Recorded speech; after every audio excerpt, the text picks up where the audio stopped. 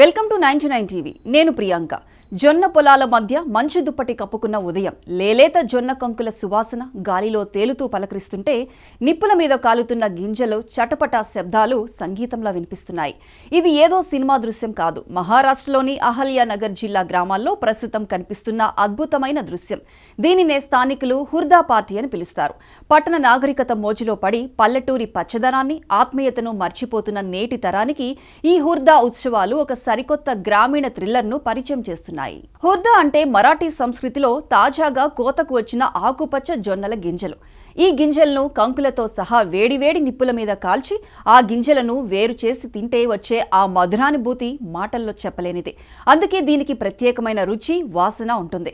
చలికాలం పొలాల గుండా నడుచుకుంటూ మంటల చుట్టూ కూర్చొని తాజాగా కాల్చిన వేడివేడి గింజలను నోట్లో వేసుకుంటే కలిగే తృప్తి ఏ పంచభక్ష పరవాణాల్లోనూ దొరకదు.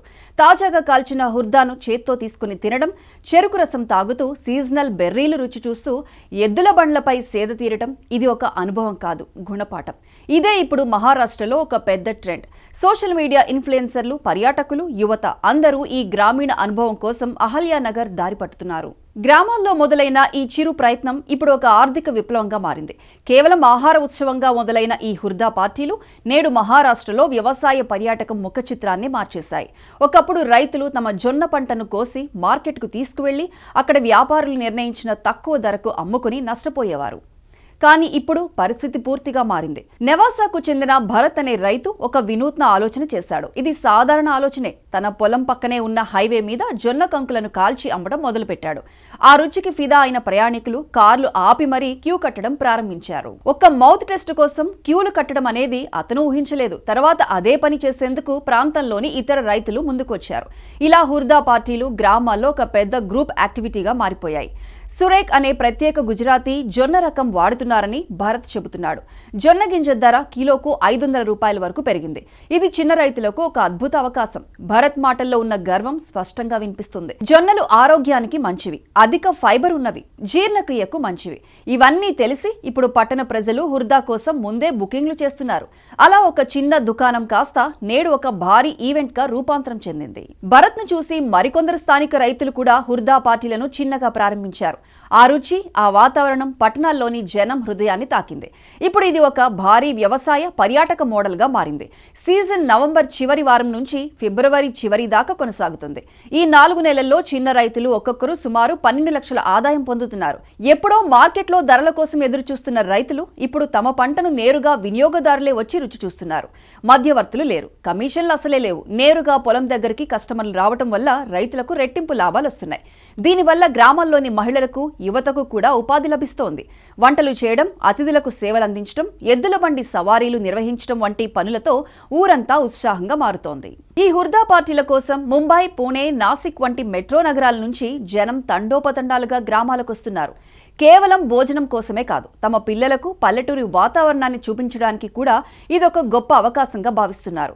ఎద్దుల బండి మీద షికారు చేయడం, చెరుకు రసం తాగటం, పొలాల్లో పరిగెత్తడం వంటి అనుభవాలు పట్టణ పిల్లలకు ఒక కొత్త లోకాన్ని పరిచయం చేస్తున్నాయి. జొన్నలు ఆరోగ్యానికి ఎంత మేలు చేస్తాయో, వాటిలో ఉండే పీచు పదార్థం జీర్ణక్రియకు ఎలా తోడ్పడుతుందో ఇక్కడికి వస్తే గాని వారికి తెలియడం లేదు. ముంబై, పూణే, నాసిక్, ఔరంగాబాద్ అన్ని చోట్ల పోష్ పట్టణాల కుటుంబాలు ఇప్పుడు గ్రామాలకు వస్తున్నాయి. తమ పిల్లలకు జొన్న గింజలు అంటే ఏమిటి, మిల్లెట్స్ ఎలా పుడతాయి, పొలం అంటే ఏమిటి, పంటలు ఎలా పండిస్తారు, ఎద్దుల బండ్లదారులు ఎక్కడికి తీసుకువెళ్తాయి, ఇవన్నీ నేర్పడం కోసం ఒక పర్యాటకురాలు చెప్పిన మాటలు హుర్దా పార్టీ అసలు మాయను చెబుతున్నాయి. ఇక్కడి ఆహారం ఇంట్లో చేసుకున్నట్టే ఉంటుంది. చలికాలం పొలాలు, మంటల దగ్గర కూర్చుని తినడం, ఇలాంటి అనుభవం ఎక్కడా దొరకదు అని ఇంకొక కుటుంబం చెబుతోంది. మన పిల్లలకు మిల్లెట్స్ అంటే ఏంటో తెలియదు, ఇక్కడికి వచ్చాక వాళ్ళు నేర్చుకున్నారు. ఇది కేవలం ఆహారం కాదు, ఒక గ్రామీణ పరిచయం. హుర్దా పార్టీల వల్ల గ్రామాల్లో జరిగిన మార్పులు అబ్బురపరిచేలా ఉన్నాయి. రైతులకు పెద్ద ఆదాయం, స్థానిక మహిళలకు వంట పనులు, గైడింగ్ పనుల్లో ఉపాధి, యువతకు ఈవెంట్ మేనేజ్మెంట్, అతిథి సేవల అవకాశాలు. పడమటి మహారాష్ట్ర గ్రామాలు ఇప్పుడు వింటర్ టూరిజం హబ్ గా మారుతున్నాయి. పర్యాటకులు పెరగడంతో చిన్న చిన్న హోటళ్లు, చాయ్ stalls, bullock cart rides, folk music teams ఇవన్నీ గ్రామాల్లోకి కొత్త జీవం నింపాయి. ప్రపంచవ్యాప్తంగా మిల్లెట్స్ కు ఆదరణ పెరుగుతున్న తరుణంలో ఐక్యరాజ్య సమితి 2023ను అంతర్జాతీయ మిల్లెట్స్ సంవత్సరంగా ప్రకటించడంతో ఈ రంగంలో పెద్ద మార్పులకు దారితీసింది. భారతీయ జొన్నలు, కొర్రలు, అండుకొర్రలు, అరికెలు, సామెలు, ఊదలతో తయారు చేసి సంప్రదాయ ఆహార పద్ధతులకు గ్లోబల్ డిమాండ్ పెరిగింది. భారతదేశం మిల్లెట్స్ ను ప్రపంచ స్థాయిలో ప్రోత్సహిస్తోంది. ఈ నేపథ్యంలో మహారాష్ట్ర, హుర్దా పార్టీలు ప్రపంచ మీడియా దృష్టిని ఆకర్షిస్తున్నాయి. టూరిజం, వ్యవసాయం, ఆరోగ్య ఆహారం ఈ 3 రంగాలు కలిపి ఒకే మోడల్ను తీసుకొస్తే ఏం జరుగుతుందో ఇది అహల్యానగర్ గ్రామాలు నిరూపిస్తున్నాయి.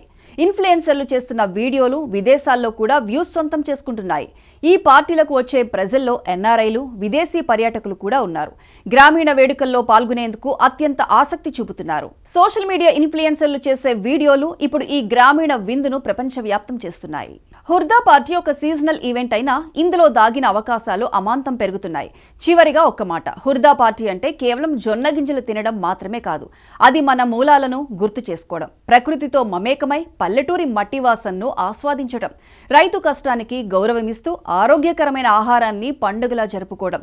ఈ చలికాలంలో మీరు కూడా ఒకసారి ఆ జొన్న పొలాల వైపు అడుగు వేస్తే ఆ గ్రామీణ థ్రిల్ ఏంటో మీకే అర్థమవుతుంది.